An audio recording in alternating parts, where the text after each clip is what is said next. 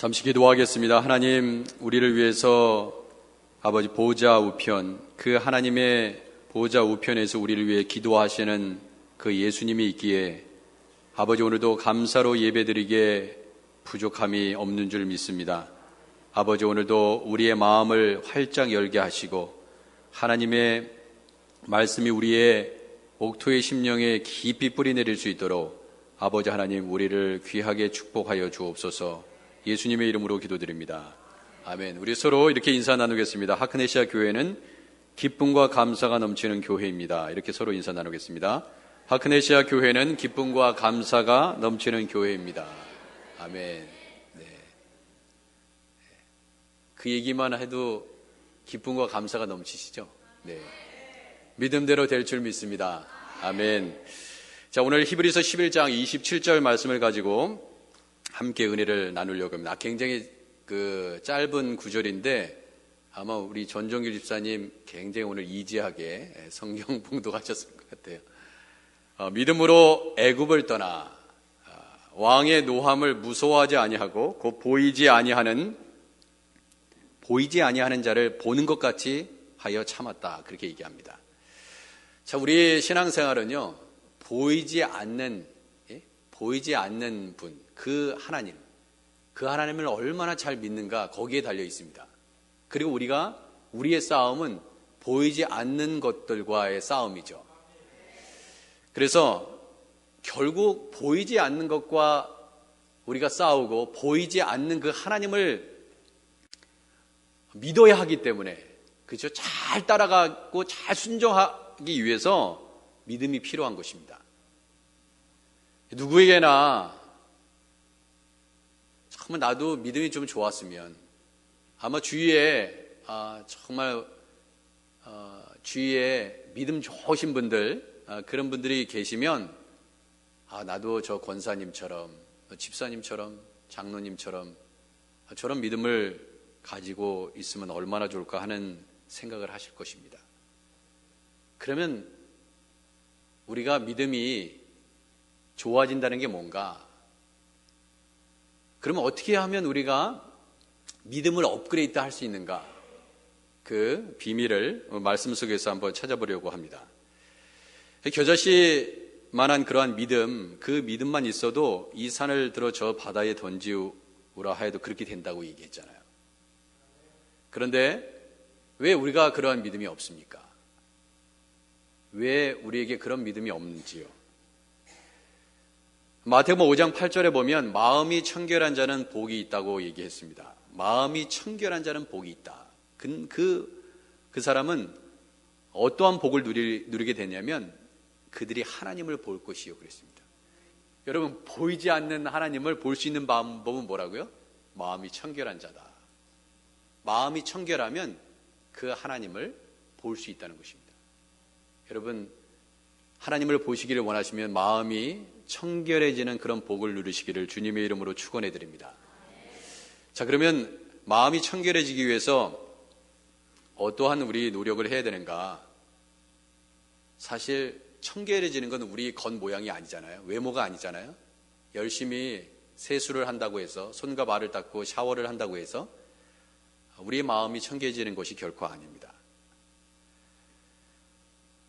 사실 말씀과 기도로 우리가 거룩해진다는 말이 있는데, 사실 청결한 자는 결국 무엇을 의미하냐면 거룩해진다는 뜻입니다. 그러면 어떻게 이것이 가능한가? 여러분, 믿음이 좋은 사람들의 예를 성경에서 우리가 만나게 되는데, 특별히 예수님께서도 굉장히 그 믿음을 보시고 놀라신 사람이 있습니다. 그 사람이 누구죠? 백부장입니다. 백부장. 성은 백시입니다. 네. 이름은 부장이고. 자, 백부장인데 또 이거 그대로 믿으시는 분은 아니시죠? 백부장. 이 백부장은요, 어떠한 믿음이 있어서 그렇게 예수님을 놀라게 했는가 살펴보니까, 마태복음 8장 10절에 보면 예수께서 들으시고 놀랍게 여겨 따르는 자들에게 이르시되 내가 진실로 너희에게 이르노니 이스라엘 중 아무에게도 이만한 믿음을 보지 못하였느라 그랬습니다. 그러면 이스라엘 중 아무에게도 이만한 믿음을 보지 못했다. 이것이 지금 예수님께서 2000년 전에 오셔서 그의 공생의 기간 동안 예수님이 만나지 못하셨다는 것인가? 그 중에서 가장 믿음이 좋았다는 말인가? 아니면 아브라함 이후에 이러한 믿음을 만나본 적이 없다고 얘기하시는 것인가? 여하튼 간에 우리는 잘 모릅니다.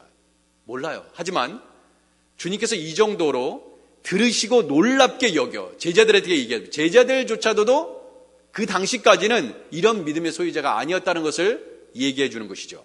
그런데 이 백부장이 답변하는 거 보세요. 이 이제 답변한 걸 잘 들으시고 예수님께 답변하는 걸 보고 이 도대체 백부장이 어떠한 사람이기에 이러한 이야기를 하고 있는지, 답변을 하고 있는지를 여러분들이 미리 감지하시기 바랍니다. 깨달으시면 아마 결론 부분, 이 설교의 결론 부분에 해당되는 부분에서 딱 들어맞을 거예요. 자, 백부장이 대답하여 이르되 주여 내 집에 들어오심을 나는 감당하지 못하겠사오니 다만 말씀으로만 하옵소서. 그러면 내 하인이 낫게 싸움나이다. 나도 남의 수하에 있는 사람이여 내 아래에도 군사가 있으니 이더러 가라 하면 가고 저더러 오라 하면 오고 내 종도로 이것을 하라 하면 하나이다. 도대체 이게 무슨 믿음입니까? 하는 것입니다.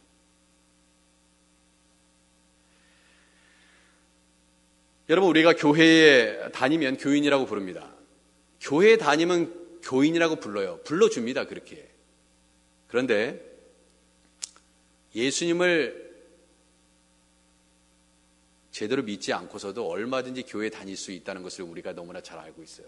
그리고 성경을 잘 펼쳐서 우리가 하나님의 말씀을 받고 또 믿는다고 하지만 사실 우리가 예수님 말씀대로 살려고 부단히 우리의 무릎을 쳐서 복종하지 않는다면 우리가 어찌 그리스도인이라 하겠냐 하는 것입니다.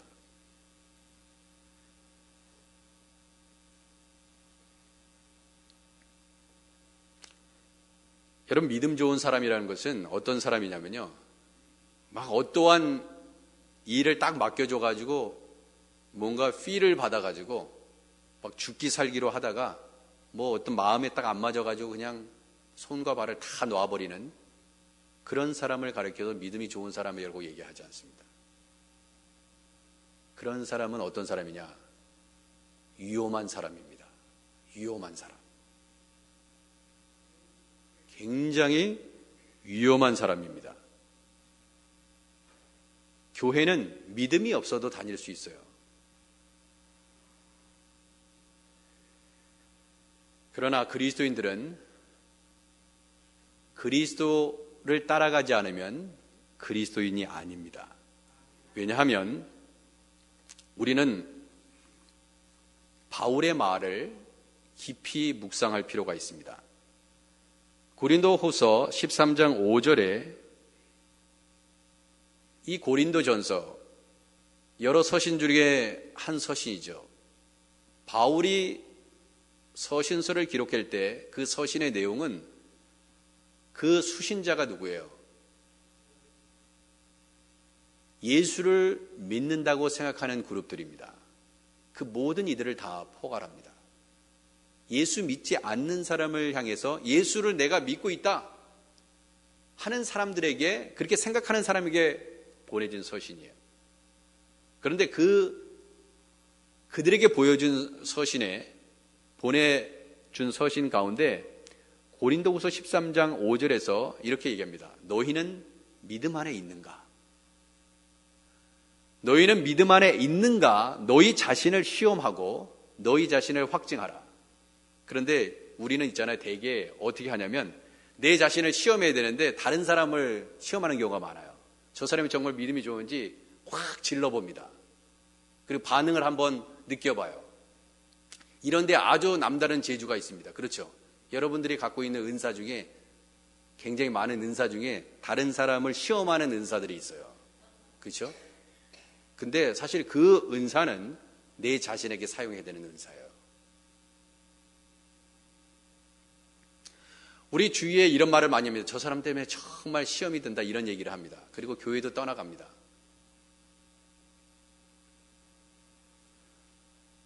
그런데 중요한 것은 우리 자신을 시험하는 게 중요해요. 왜냐하면 내 믿음 때문에 내 자식이 구원받는 거 아니잖아요. 내 남편의 믿음 때문에 아내가 구원받는 것이 결코 아닙니다.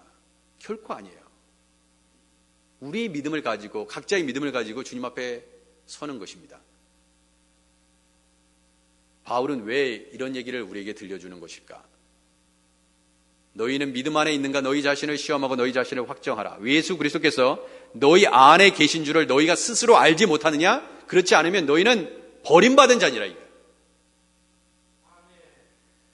그리고 의미심장한 말을 했어요. 이게 바울이 얘기했기 때문에 우리에게 호소력이 있는 것입니다. 바울이 말했기 때문에 여러분 대충 신앙생활하는 사람, 별 볼 일 없이 그냥 헌신한 것도 아니고 존경할 만한 사람도 아니고 그런 사람이 얘기하면은 말빨이 쓰지 않겠죠. 그러나 바울은 모든 것을 배설물처럼 지금까지 자기가 정말 소중히 여겼던 모든 것을 다 그 예수 그리스도의 지식을 얻고 나서 모든 것을 다 버렸잖아요. 여러분 이런 사람들은요 믿을만 합니다. 모든 것을 다 포기하고 예수님을 따라가고 있다 그러면 그 사람의 말은 믿어야 돼요. 강력한 것입니다. 바울은 그런 삶을 살았어요. 고린도서 9장 27절에 그런 사람인데, 바울은 그런 사람인데 내가 내 몸을 처 복종하게 하면, 바울의 말이잖아요. 내 몸을 처 복종하게 한다.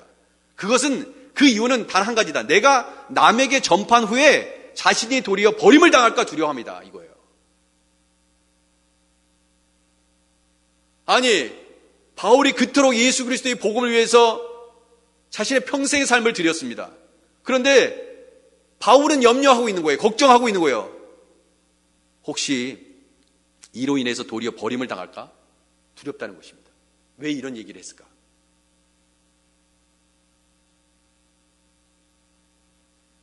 사실은 여러분과 저는요 이렇게 고백할 자격이 없는지도 몰라요. 우리한테는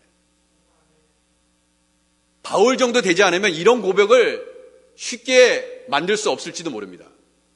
근데 끊임없이 바울은 내가 정말 그 예수 그리스도의 믿음 안에 있는가, 믿음 안에 있는가 늘 확증했던 그런 삶을 살았던 사도였다는 것을 알 수 있어요.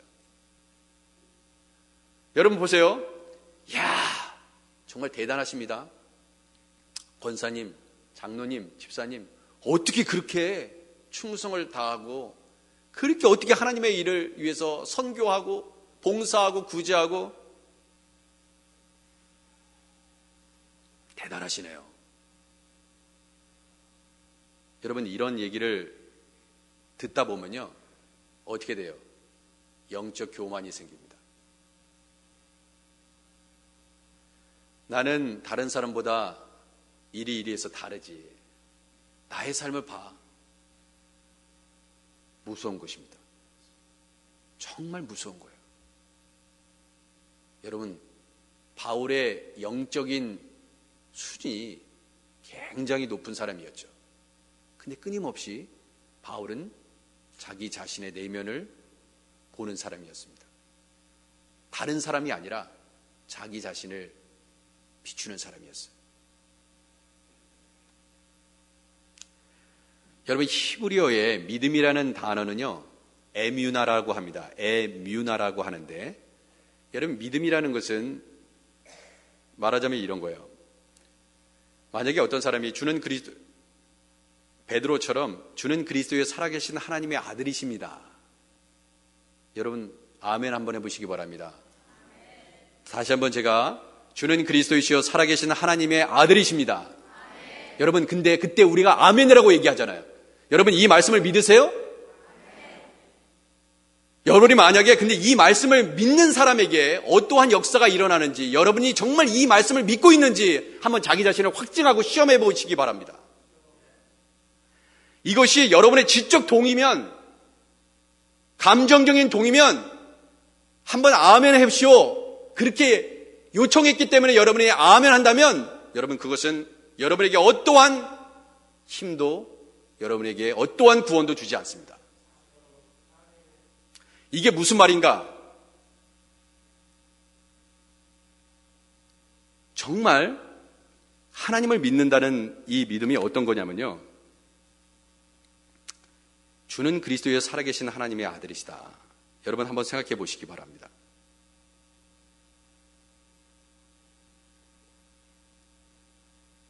마태복음 7장 21절에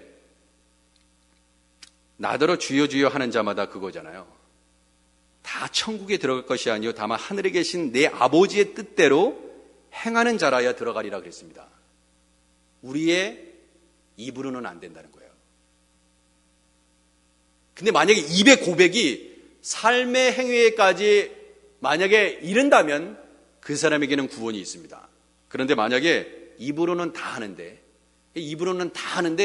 만약에 그 삶의 행위가 열매로 들어지지 않으면 그것은 너희는 믿음 안에 있는가? 너희 자신을 시험하고 너희 자신을 확증하라. 우리는 그 질문에 답변을 해야 한다는 것입니다. 세상 사람들과 똑같이 살아가면서 어떻게 우리가 세상의 모든 사람들과 다를 바가 전혀 없는데 우리가 어떻게 그리스도인이라고 얘기할 수 있겠어요?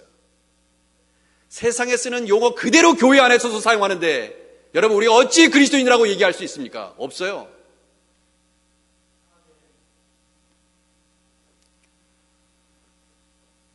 여러분 얼마 전에 그 박보영 목사님이 다녀가셨습니다. 그분이 왜 그렇게 존경을 받는 이유는 다른 데 있지 않습니다. 어느 누구보다도 말씀의 깊이가 있어서 저는 그렇게 생각하지 않습니다. 근데 그분은 삶을 통해서 본인이 예수님의 제자인 것을 증명하셨어요. 그것처럼 강력한 것은 없습니다. 그것보다 더 강력한 메시지는 없어요. 결국 다 우리가 그렇게 살도록 하나님께서 여러분과 저를 부르신 것이죠.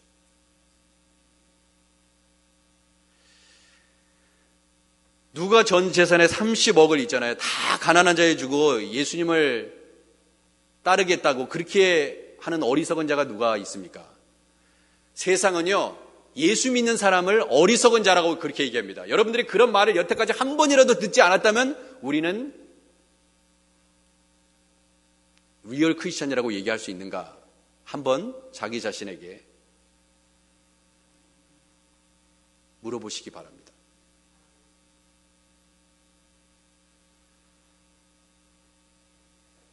마태복음 19장 21절에 예수께서 이렇게 말씀하셨습니다.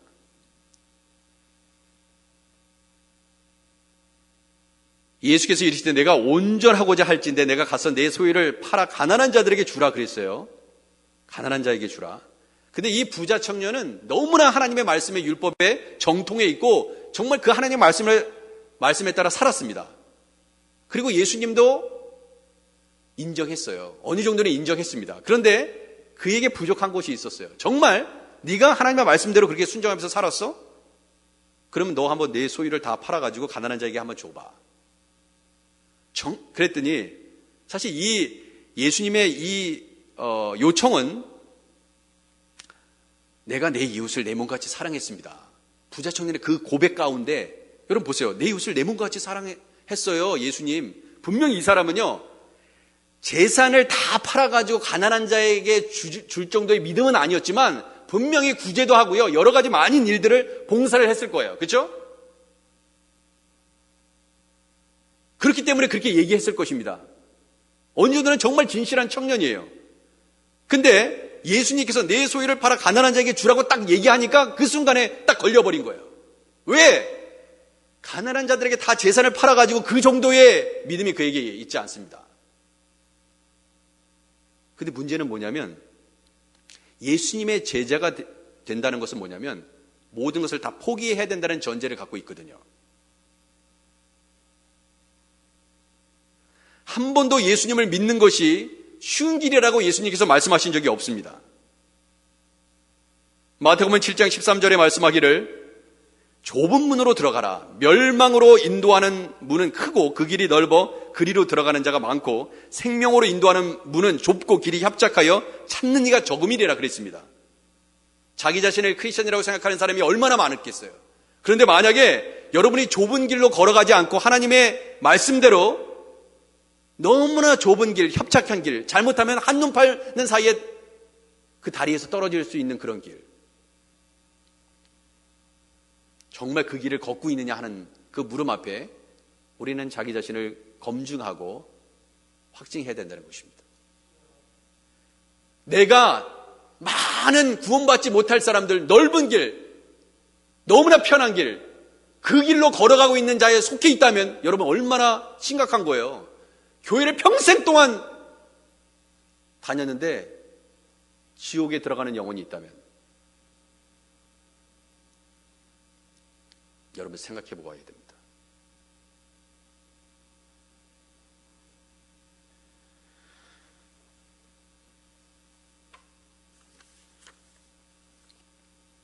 여러분 예수 그리스도를 믿는 분들이 교회에 찾아오는 이유 중에 한 가지가, 저는 많은 이유로 설명할 수 있겠지만은 오늘 말씀에 기반해서 말씀을 드리면, 교회에 예배드리는 목적은 어떤 거냐면 내 자신이 그리스도를 위해 기꺼이 모든 것을 버릴 각오를 해야 된다는 결단을 매주 하는 거예요. 매일 오는 사람은, 새벽 기도도 빠짐없이 매일 하는 사람은 그 결단을 매일 하는 것이고, 주일날 일주일에 한 번 딱 오시는 분들은 일주일마다 한 번씩 꼭 그 결단을 하는 거예요. 3일에 오시는 분들은 그 3일마다 하는 것이고,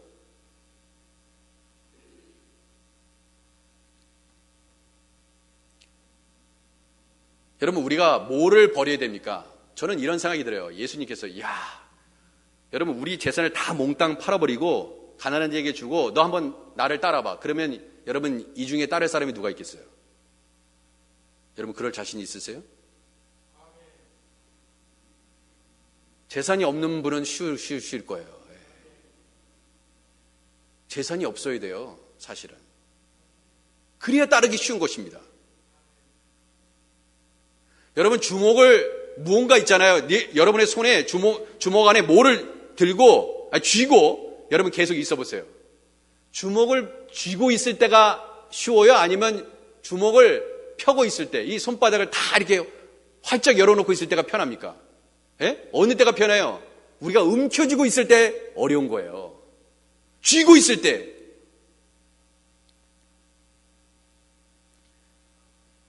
우리가 무언가를 쥐고 있으면 힘든 거예요.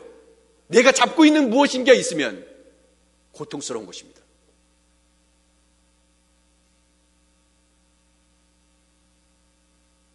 그러므로 형제들아, 내가 하나님의 모든 자비하심으로 너희를 권하느니 너희 몸을 하나님이 기뻐하시는 거룩한 산 제물로 드리라. 이는 너희가 드릴 영적 예배니라. 자, 영적 예배. 여러분 지금 현재 여러분과 제가 영적 예배를 드리고 있다면 아멘 하시기 바랍니다. 아멘 별로 안 나오시는 거 보니까 영적 예배 드리시는 분이 한 절반 정도예요.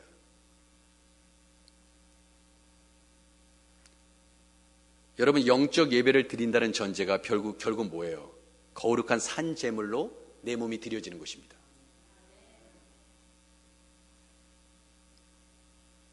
내가 여전히 살아있는데 누가 찔러도, 누가 나에게 모욕을 줘도, 나를 비방해도 끄떡하지 않아요. 왜? 죽었으니까.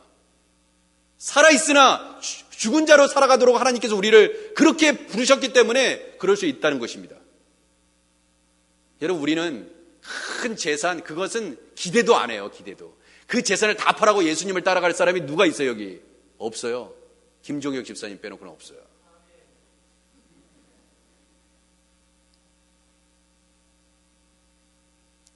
이 자존심 조금 상한 것 같다가 막 열을 내면서 불을 내는 사람들이 얼마나 많아요.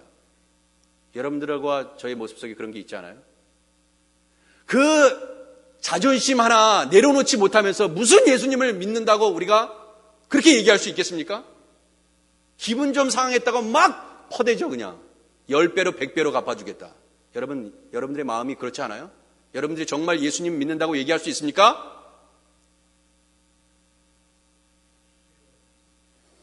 우리는 예수님 믿는 게 아니에요.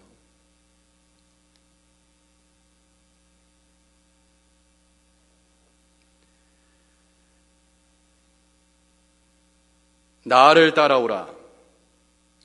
존 메가더 목사님의 표현에 따르면 나를 따라오라는 이 명령 앞에 내가 따라가겠습니다.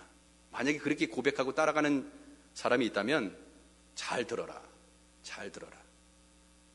예수님의 부르심은 그와 함께 다닐 조수가 되거나 자신의 기적을 보고 존경을 표할 사람이 되라는 부르심이 아니다. 존 메가더 목사님의 표현입니다. 그의 주권에 남김없이 완전히 굴복하라. 그 부르심이라는 거예요.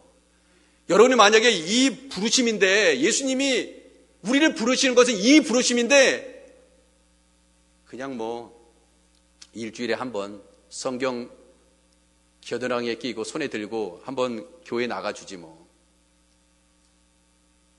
여러분, 그 정도로 생각한다면 여러분은 아직 예수님을 만나지 못하신 것입니다. 우리는 주님 앞에 철저히 다 벗겨져야 돼요. 다 드러나야 되는 것입니다. 언제 주님을 위해서 우리가 포기한 게 뭐가 있습니까? 여러분, 주님이 기뻐하시는 일을 위해서 여러분이 여태까지 포기하신 게 뭐가 있어요? 한번 적어보시기 바랍니다. 별로 없을 거예요, 아마. 별로 없을 거예요, 아마. 한번 적어보세요. 그렇게 하나님께 바라고 예수님께 구하는 기도의 제목은 수없이 수천 개 적을 수 있을 거예요. 그런데 예수님을 위해서, 예수님을 따라가기 위해서 여러분들이 버린 게 뭐가 있습니까? 없어요. 주일도 제대로 못 지키잖아요.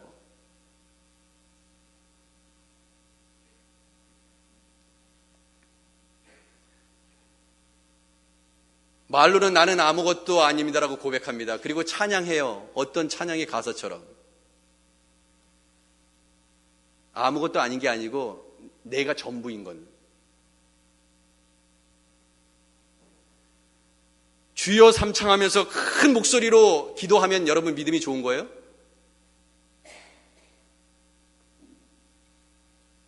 주님이라고 부르는 의미도 모르면서, 그렇죠? 왜 우리가 주님이라고 부르는지 아십니까? 여러분, 헬라어로 퀴리오스. 예전에 제가 한번 금요기도회 때 말씀드렸던 것 같아요.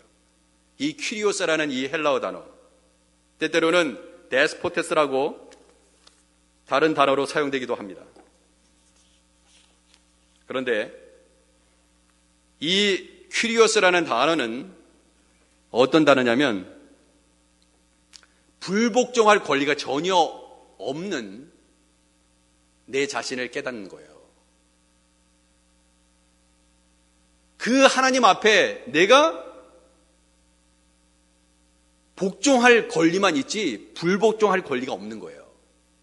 그럴 때 부르는 거예요. 그러니까 함부로 부르시면 안 됩니다. Lord, 주님, 주여, 그렇게 부르시면 안 돼요. 그럴 각오 없으면 부르시면 안 되는 단어입니다. 그냥 막 불러, 막 그냥. 순종할 생각 전혀 없으면서 막 불러. 여러분, 그건 잘못 부른 거예요. 그건 다른 이방신을 부르는 것입니다.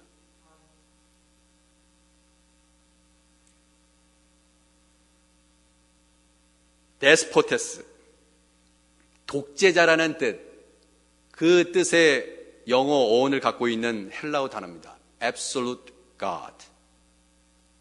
여러분, 유다서 1장 4절에 보면 이는 가만히 들어온 사람 몇이 있습니다.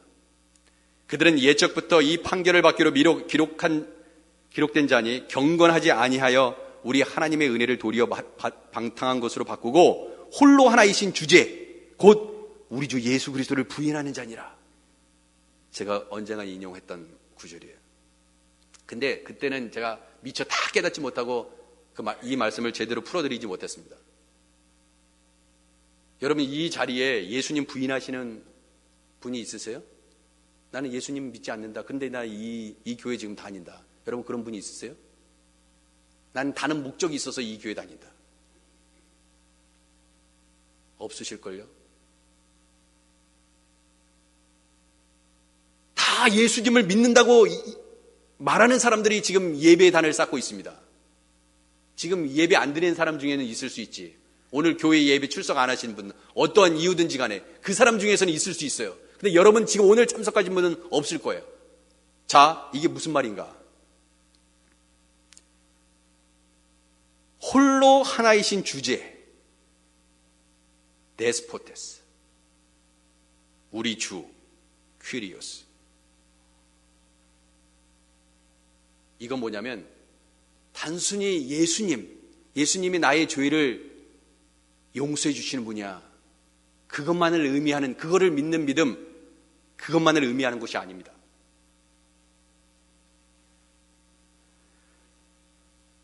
우리에게는 그 하나님의 말씀 앞에 불순종할 권리가 없다니까요. 그것을 가르치지 않으면 안 된다는 거예요. 근데 가만히 들어온 몇 사람이 괜찮아. 신앙생활 뭐 대충 해도 되고, 뭐 빠져도 되고, 놀러 갈 때 열심히 놀러 다니고, 그렇게 가르치는 몇 사람이 들어왔다는 거예요. 괜찮아. 다른 사람도 그렇게 사는데 뭐. 세상 사람들은 다 그렇게 살고, 우리도 그렇게 살고.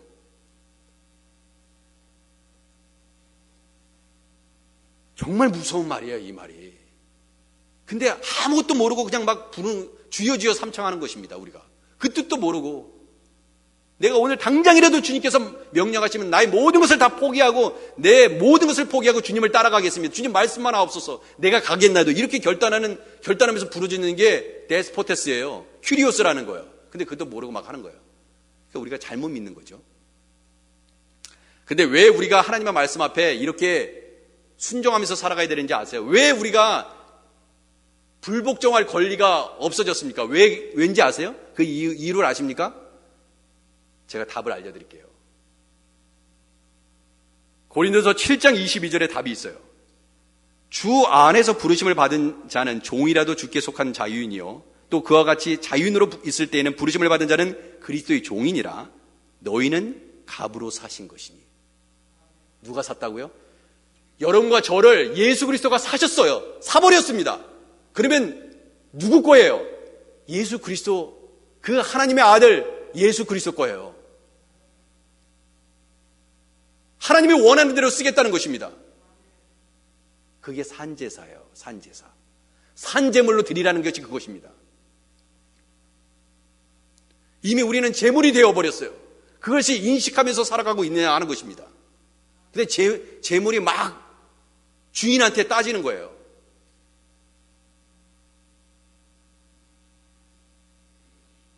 재물이 저 사람은 귀히 쓰고 이 사람은 더 천한 데 쓰겠다고 결정을 내렸어요. 그런데 저 사람은 더 많이 하나님이 쓰는 것 같으니까 막 시기하고 질투한다.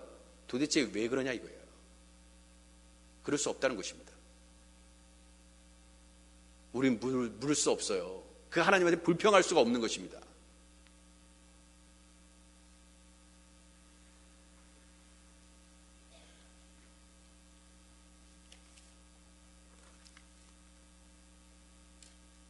여러분, 굉장히 중요한 그 말씀을 하나 알려드릴게요.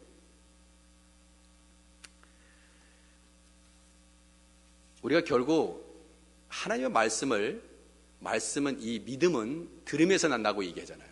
근데 왜 우리가 열심히 하나님 말씀을 듣는데 왜 우리 믿음이 업그레이드가 안 될까 이렇게 생각하죠. 평생 지금 설교를 듣고 평생 성경 공부도 하고 그렇게 하는데 왜 믿음이 우리에게 자라지 않는지 아세요? 그거는 한 가지를 제가 말씀드리겠습니다. 시편 119편 4절에 보면 이렇게 얘기해요. 주께서 명령하사 주의 법도를 잘 지키게 하셨나이다. 시편 119편 8절에 내가 주의 율례들을 지키오리니 나를 아주 버리지 마옵소서. 뭐 이러한 구절들이 막 줄줄이 나와요. 시편 119편 11절에도 내가 주께 범죄하지 아니하리여 주의 말씀을 내 마음에 두었나이다 그랬어요. 여러분, 여기에 핵심이 있습니다.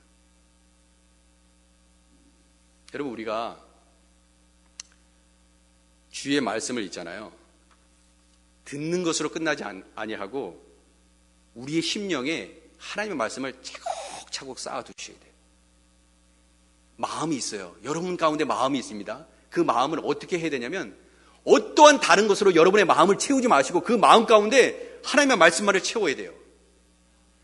여러분, 예수님을 가리켜서 우리는 예수님이 믿음 좋은 분이야 이렇게 얘기하지 않습니다. 왜냐하면 믿음 그 자체고 믿음의 근원이시기 때문에 그래요. 예수님을 믿음이 좋으신 분이 이렇게 얘기하지 않아요.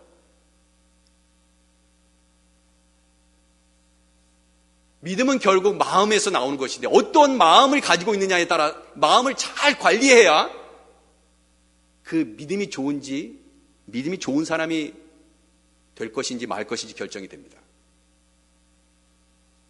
그래서 말씀이 한번 들려오잖아요. 여러분들이 하나님의 말씀이 선포되고, 야, 오늘 은혜 받았어. 저건 하나님이 나에게 주신 말씀이에요. 그러면 그 말씀이 빼앗기지 않도록 해야 됩니다. 그 의미가 있어요. 119편 11절에 보면은 이런 말씀이 있어요. 내가 주께 범죄하지 아니하리여 주의 말씀을 내 마음에 두었나이다. 이 표현인데, 이것은 영어로 얘기하면 더 정확합니다. I have hidden your word in my heart that I might not sin against you. 나의 마음 가운데, 여러분과 저의 마음 가운데 하나님의 말씀을 숨겨라 이거예요. 숨겨라. 이게 뭐예요? 여러분, 제일 중요한 거는 어디다가 숨겨요? 뭐 밀실에다 숨기고 꽁꽁 무슨 금고에다 숨기고, 여러분 중요한 것들은, 중요한 보석들, 도둑이 가져가지 못하도록 꼭 숨기잖아요. 돈도 막 비상금도 아내 모르게 막 찔러놨다가 걸리기도 하고, 잘못 숨긴 거죠.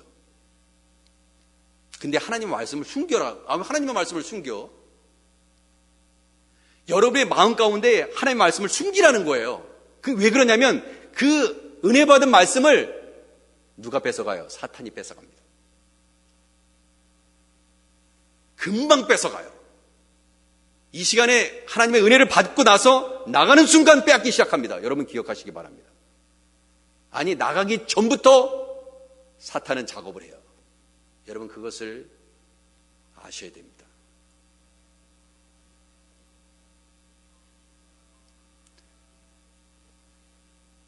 여러분, 하나님께서 우리에게 원하시는 것이, 생각해 보세요. 야, 그래, 인간은 뭐 죄인인데 뭐 금방 뭐 순종하고 해도 불순종하는데 무슨 계속 회개만 하면 되지.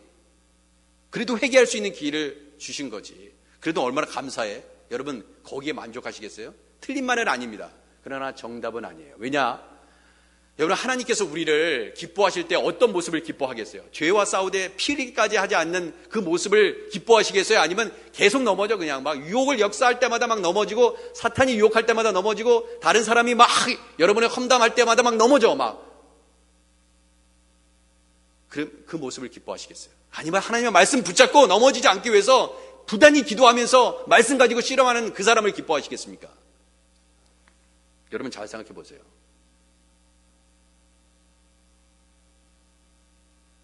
회개는 요술램프가 아닙니다. 그래서 주신 것이 아니에요.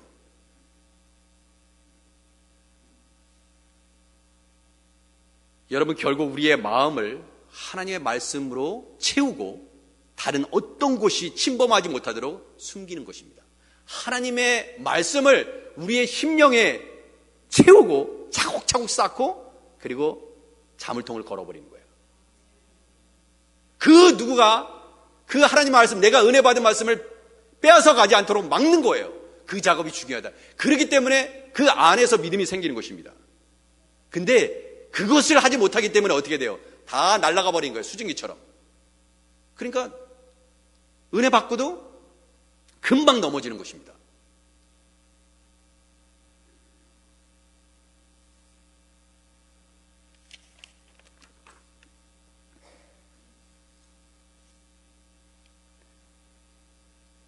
이 숨긴다 하는 이 뜻, 자판이라고 쓰는 히브리어 단어는 숨긴다라는 뜻인데, 이게 어떤 의미를 갖고 있냐면 보물처럼 귀하게 여긴다는 뜻입니다.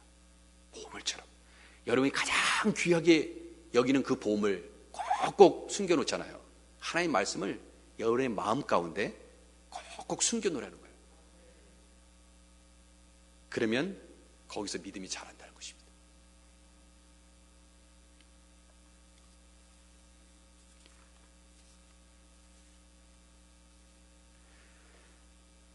말씀을 맺겠습니다.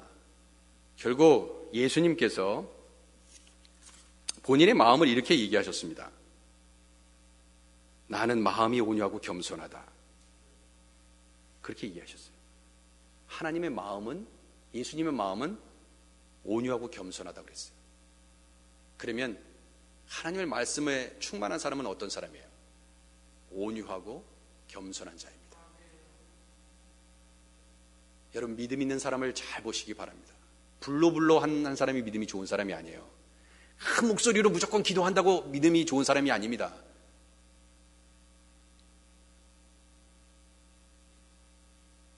믿음이 좋은 사람은 어떤 사람이냐? 마음이 온유하고 겸손한 자입니다. 그 사람이 결국 왜 온유하고 겸손한지 알아요? 하나님의 말씀 앞에 붙잡혀 살고 있기 때문에 그렇습니다. 왜? 화낼 일인데 화나지 않을까요? 나도 욕하고 싶은데 왜 욕하지 않을까요? 100% 욕을 해야 돼. 근데 왜 욕하지 않습니까?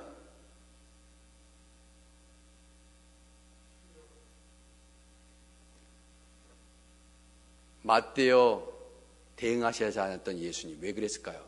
그분은 온유하고 겸손하셨기 때문에 그렇습니다. 말씀 그 자체이셨기 때문에 그래요. 여러분, 믿음이 좋은 백부장을 닮아가기를 원하십니까? 그러면 마음 밭이 온유하고 겸손하면 여러분 그러한 믿음을 소유할 수 있습니다. 여러분 그것을 기억하시기 바랍니다. 말씀과 기도로 거룩해지고 그리고 마음이 청결해지면 그러면 어떻게 돼요? 보이지 않는 하나님을 배울 수 있다는 놀라운 축복을 우리 하크네시아 교회 성도들 누리시기를 주님의 이름으로 축원해 드립니다. 기도하겠습니다. 몸은 죽여도 영혼은 능히 죽이지 못하는 자들을 두려워하지 말고 오직 몸과 영혼을 능히 지옥에서 멸하실 이를 두려워하라. 살아계신 하나님 아버지, 이 보이지 않는 영적인 싸움, 보이지 않는 그 하나님을 믿음으로 말미암아 거룩한 온유한 심령과 겸손한 믿음을 가지고 나아갈 때 하나님, 우리의 믿음이 업그레이드되는 놀라운 역사가 있게 될 줄 믿습니다. 우리 하크네시아 교회 성도들 이런 믿음으로 천성을 향하여 힘차게 나아가도록 역사하여 주옵소서. 예수님의 이름으로 기도드립니다. 아멘.